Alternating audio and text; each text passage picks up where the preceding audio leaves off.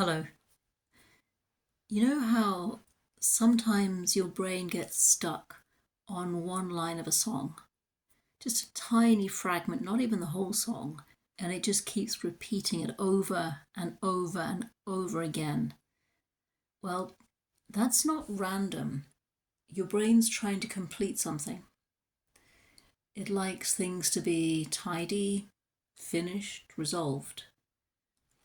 And if something is incomplete, the brain just keeps bringing it back, reactivating it, almost like a gentle nudge saying, hey, we're not done with this yet. It's something called the Zeigarnik Effect, and I apologize if I've completely mangled the pronunciation of that.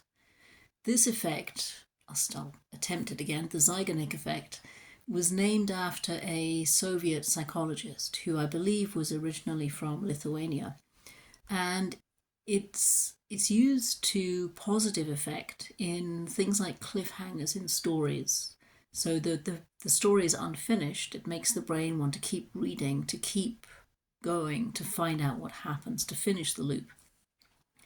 It's also used deliberately in things like TV adverts, in jingles, for example, when you've got a piece of a song that just sticks in your head all day, which obviously makes the product stick in your head.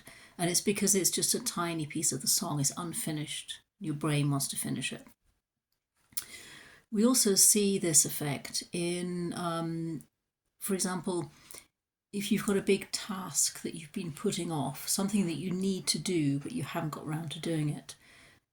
Very often starting the task makes you want to finish it, gives your brain the impetus to keep going. And that's something for us procrastinators. Just start the task, your brain will want to finish it. And it can be used in learning, because the same principle applies to learning. If you're learning something, it's usually much more effective to learn it in small chunks rather than trying to learn the whole thing at once. The brain remembers things better if it's small pieces of things that are unfinished. So, back to the earworm. Well, there are fortunately, a few simple ways to stop it, to stop this loop. One way is to listen to the song all the way through, and it gives the brain the closure that it's looking for. Another is to give the brain something else to focus on, and that could be a puzzle or something really simple like just counting backwards or reading something that's a little bit complex, because the brain can't run more than one strong loop at a time, so it switches. Or you can change the song in your head, and I really like this one. You can speed it up, slow it down. You can change the melody or change the lyrics. Just really have fun with it, and it'll disrupt the pattern, complete it, so your brain can focus on something else. So the interesting thing, I think, is that it's not just songs, of course. The brain can do the same thing with habits, thoughts, feelings. You know that regular urge to reach for a cigarette or a glass of wine, or that anxious thought that's on a loop through the brain, or even just going back to the same behaviours that you've been wanting to change, wanting to stop. They can all be part of these unfinished loops that your mind is holding on to. And that's why willpower alone often doesn't work, because the loop itself hasn't been resolved. And when I say resolve the loop, I don't mean giving into the habit.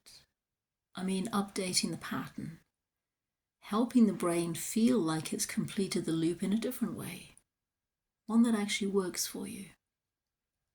And when you understand that, it becomes much less about willpower and more about helping the brain finally resolve what it's been trying to finish. So whether it's smoking or anxiety or patterns around food or alcohol, the key isn't to keep fighting the urge. The key is to change the pattern that the brain's been running. And when the loop is updated, the need for the loop starts to disappear and things begin to quieten down. And if you're tired of going round in the same cycle, This is exactly the kind of work that I help people with. Thanks for listening. And why not pop in the comments below the last song that your brain was looping? Bye-bye.